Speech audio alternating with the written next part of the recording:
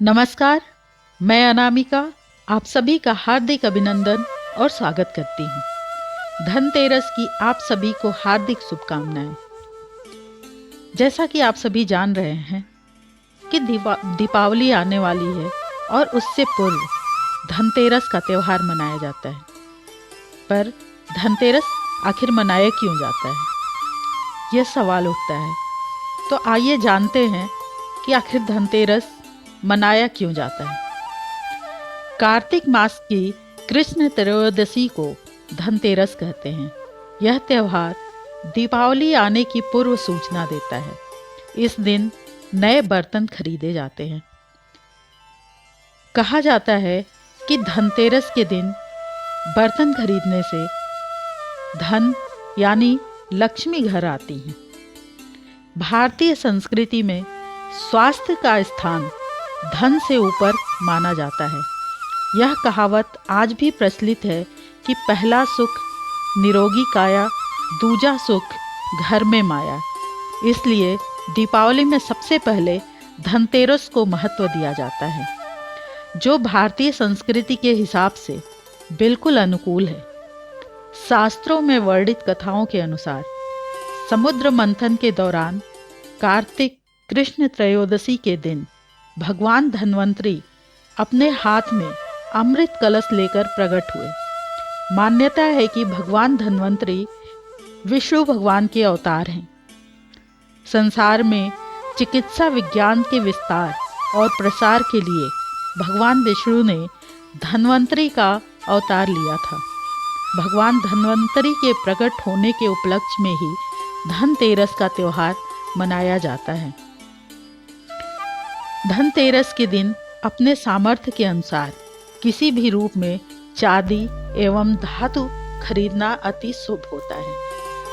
धन संपत्ति की प्राप्ति हेतु कुबेर देवता के लिए घर में पूजा स्थल पर दीप दान करें एवं मृत्यु देवता यमराज के लिए मुख्य द्वार पर भी दीप दान करें।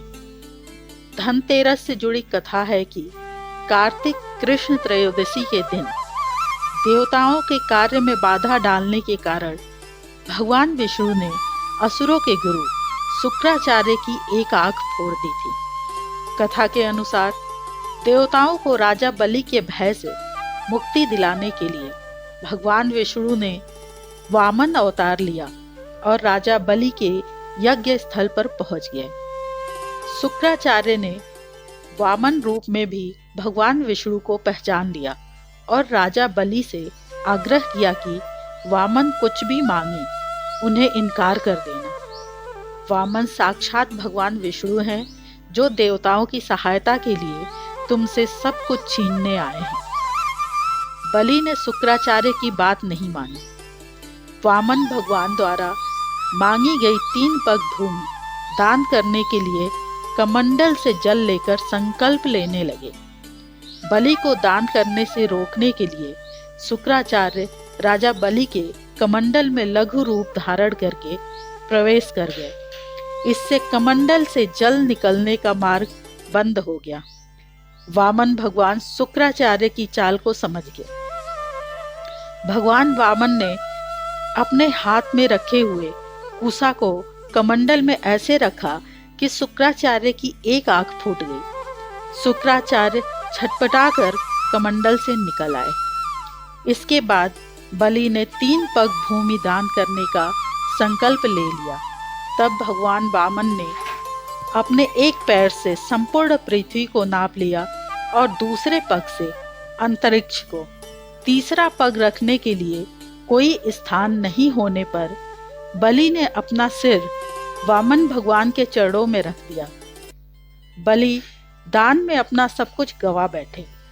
इस तरह बलि के भय से देवताओं को मुक्ति मिली और बलि ने जो धन संपत्ति देवताओं से छीन ली थी, उससे कई गुना धन संपत्ति देवताओं को मिल गई। इस उपलक्ष्य में भी धनतेरस का त्यौहार मनाया जाता है। इस प्रकार आपने देखा कि धनतेरस का त्यौहार क्यों मनाया जाता है, इसकी कथा हमने वर्णन की। इसी के साथ मैं अपनी वाणी को विश्राम देती हूँ।